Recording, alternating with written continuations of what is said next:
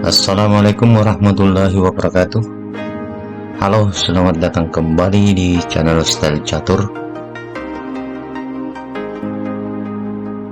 Pada video kali ini, Style Catur akan mengulas pertandingan catur klasik antara Jose Raul Capablanca melawan Rudolf Spielmann yang menggunakan pembukaan Queen Pawn Game Zukertort Variation.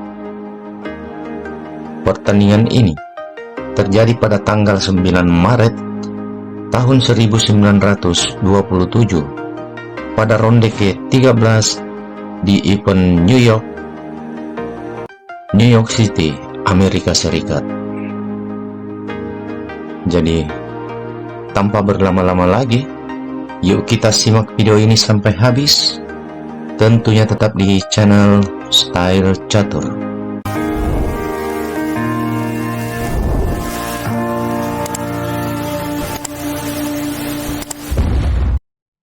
Pada pertandingan kali ini, Jose Raul Capablanca sebagai pemegang bidak putih dan Rudolf Spielmann sebagai pemegang bidak hitam. Capablanca memulai langkah dengan pion menteri, pion ke D4, Queen Pawn Game, dibalas pion ke D5, Close Game, kuda ke F3, dan kini permainan berada dalam pembukaan Queen Pawn Game Zukertort Variation. Pion ke E6, lalu pion ke C4 menawarkan pion. Langkah ini sepintas mirip dengan Queen Gambit, hanya urutan langkah yang berbeda. Namun Spielmann menolak, lalu menjampingkan kudanya ke D7. Capablanca juga tidak memukul pion D4, tetapi memilih menjampingkan kudanya ke C3, menyerang pion D4 dua kali. Spielmann juga menjampingkan kuda G-nya ke F6, melindungi pion D4, sekaligus melakukan pengembangan perwira. Kemudian Capablanca mendorong gajahnya ke G5, memaku kuda F6. Spielmann membalas dengan meluncurkan gajah B4-nya, juga memaku kuda. Pertarungan strategi yang menarik dari kedua pemain, dan kini kuda sama-sama terpaku oleh gajah. Jadi Capablanca, pion C, pukul pion D5. Spielmann membalas dengan pion E, juga memukul pion D5. Lalu menteri ke A4 menyerang gajah, sekaligus memaku kuda D7. Spielmann tidak menarik gajahnya, tetapi memilih melakukan skak dengan gajah pukul kuda C3. Namun langkah gajah pukul kuda C3 ini akan memberi keuntungan bagi pion putih, karena struktur pion pusat menjadi kuat setelah pion B pukul gajah. Mari kita analisa sedikit.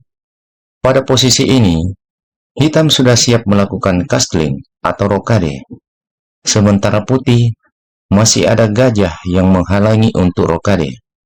Jika hitam berniat menukarkan gajahnya dengan kuda C3, langkah penting yang seharusnya Spielmann lakukan sebelum memukul kuda adalah mendorong pion ke C5, melindungi gajah, dan dengan tujuan lain, yaitu membongkar pion sentral putih. Jika pion D pukul pion C5, barulah kemudian gajah pukul kuda C3, skak. Pion B pukul gajah C3, lalu hitam bisa melakukan rokade.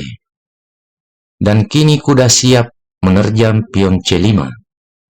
Kita lihat dua pion dari putih berada dalam posisi yang kurang baik. Jika menteri ke B4 melindungi pion C5, maka pion ke H6 menyerang gajah. Jika gajah pukul kuda F6, maka balas saja kuda pukul gajah F6. Di sini, diagonal gajah hitam juga sudah terbuka. Jika putih mendorong pion E3, juga mempersiapkan gajah keluar kandang, agar raja juga bisa melakukan rokade, maka hitam bisa terlebih dahulu menyerang menteri dengan pion ke A5.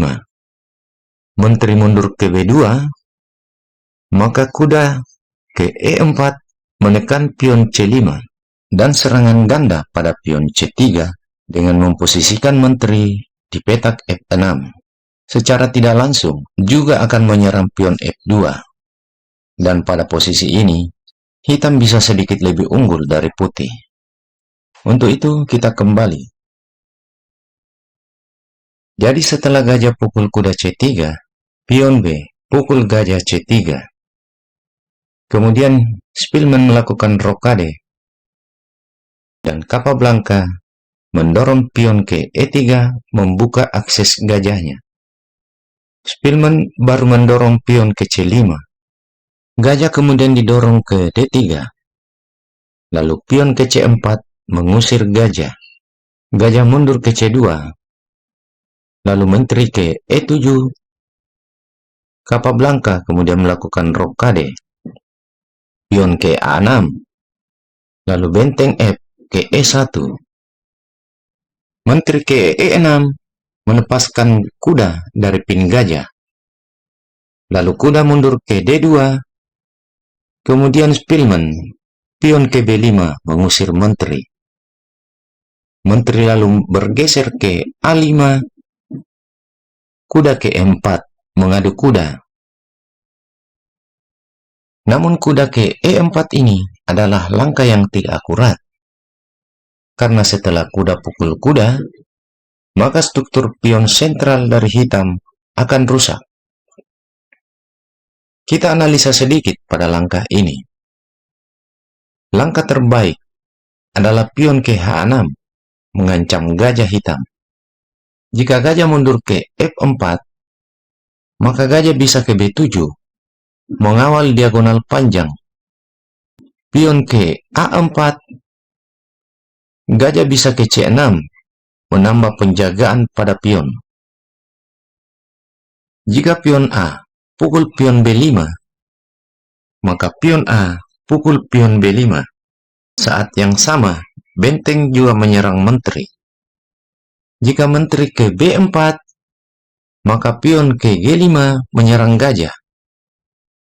Gajah mundur ke G3, barulah kuda ke E4, mengajak pertukaran kuda. Di sini, pion C4 sudah terlindungi oleh pion B5. Jadi langkah terbaik dari putih hanyalah menarik kuda ke F1, menolak pertukaran kuda. Sebab jika kuda pukul kuda, maka pion pukul kuda.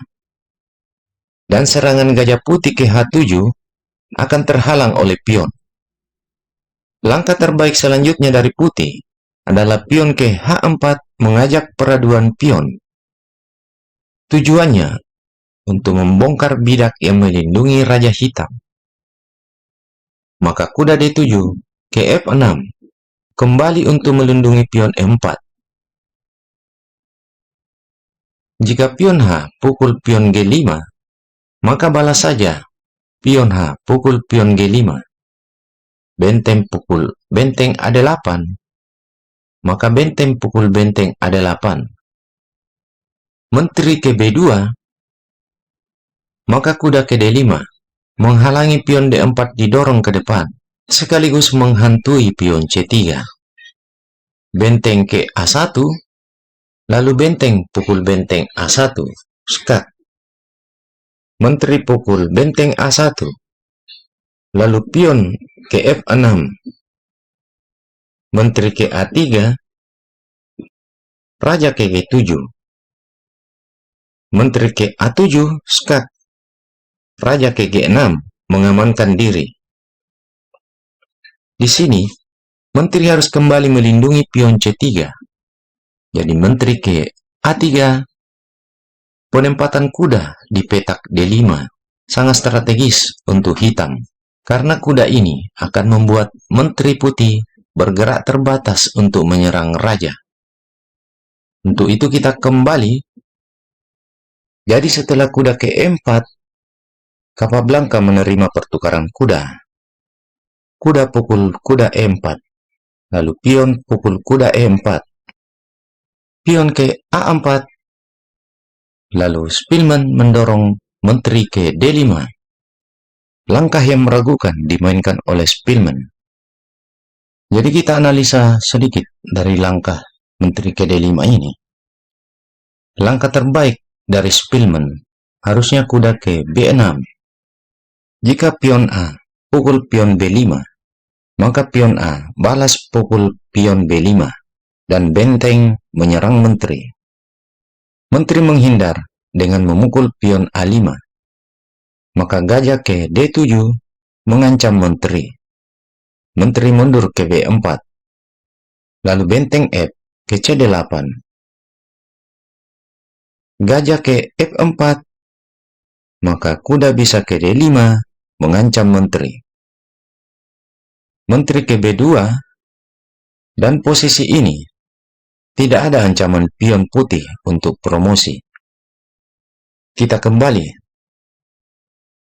Jadi setelah menteri ke D5, pion A pukul pion B5, sebuah langkah brilian dari putih. Mengorbankan gajahnya dipukul oleh menteri. Menteri menerima pengorbanan gajah, menteri pukul gajah G5. Lalu gajah pukul pion E4, menguasai jalur diagonal putih, lanjut mengancam benteng. Jadi benteng digeser ke B8, pion B memukul pion A6, kembali mengajak menteri beradu. Menteri pukul menteri mungkin lebih baik bagi Spielman, tapi di sini benteng ke B5 mengancam menteri. Jadi menteri diselamatkan ke C7, lalu kuda ke B6, pion ke A7, selangkah lagi pion akan promosi. Lalu gajah ke H3, sebuah langkah blunder dilakukan oleh Spielman. Kita analisa langkah terbaik yang seharusnya dilakukan oleh Spielman adalah gajah ke F5. Jika gajah ke C6 mengancam benteng, maka benteng ke B2. Pion A promosi menteri. Lalu kuda pukul pion promosi. Lalu benteng pukul benteng A8. Gajah pukul benteng A8. Menteri ke F6.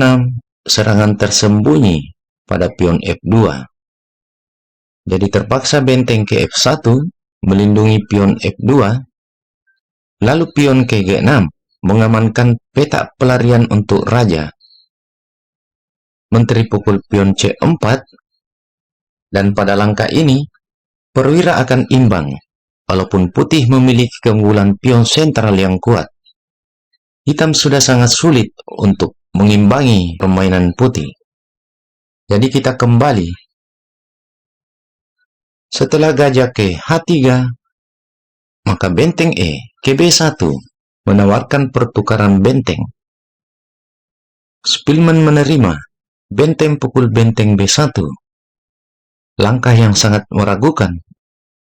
Pion maju ke G6 mungkin lebih baik untuk membuka peta pelarian raja.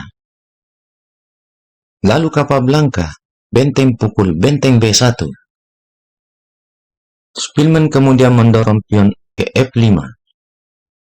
Gajah ke F3. Lalu pion ke F4. Pion E pukul pion F4. Dan pada langkah ini, Spielman menyerah. Sebab jika dilanjutkan, maka alternatif langkah yang bisa dimainkan oleh hitam setelah pion pukul pion dan mengancam menteri adalah benteng pukul pion F4. Pion ke A8 promosi menteri sekaligus melakukan skak. Langkah terbaik dari hitam, benteng mundur ke F8 melindungi raja. Menteri A ke B7. Kemudian pion ke H6 membuka peta pelarian raja. Menteri C pukul kuda B6. Kemudian benteng pukul gajah F3. menteri pukul benteng F3. Gajah ke G4 mengancam menteri, lalu menteri bergeser ke B8 melakukan skak. Raja bergeser ke H7. Menteri ke E4 melakukan skak. Menteri ke G6 melindungi raja. Lalu menteri B ke H8 skak, memaksa raja pukul menteri H8. Lalu menteri pukul menteri G6. Gajah ke E6. Lalu menteri ke E8 skak. Gajah ke G8 menutup skak. Lalu benteng ke B1 menumpuk menteri dan benteng. Dan pada langkah ini, hitam sudah dipastikan akan kalah. Kemudian kita coba juga, jika setelah pion pukul pion F4, lanjut mengancam menteri. Langkah terbaik yang lain yang bisa dilakukan oleh hitam adalah menteri ke D8. Menteri pukul kuda B6. Gajah ke C8. Lalu pion A, promosi menteri. Pion G6, lalu gajah ke D5, skak. Raja bergeser ke H8, lalu gajah pukul pion C4. Menteri pukul menteri B6, benteng kali menteri B6. Raja ke G7, lalu menteri A ke E4. Gajah ke F5 mengancam menteri. Menteri ke E7, skak. Jika raja ke H8, maka akan langsung skakmat dengan menteri pukul benteng F8. Jadi raja ke H6, lalu menteri pukul benteng F8, skak. Paksa raja ke H5, lalu gajah ke E2, skak. Gajah ke G4 menutup skak. Lalu gajah pukul gajah G4, raja pukul gajah G4. Pion ke H3 melakukan skak. Raja ke H4, lalu menteri ke E7, skak. Langkah paksa raja ke H5. Dan terakhir, menteri ke G5, skakmat. Jadi demikianlah sebuah pertandingan catur dari Jos Raul Capablanca melawan Rudolf Spielmann. Pada pertandingan ini memperlihatkan bagaimana pentingnya posisi pion sentral untuk dipertahankan dalam satu permainan catur. Terima kasih telah menonton video ini, dan sampai jumpa pada video-video menarik lainnya, tentunya tetap di channel Style Catur. Akhir kata, salam gens unasumus.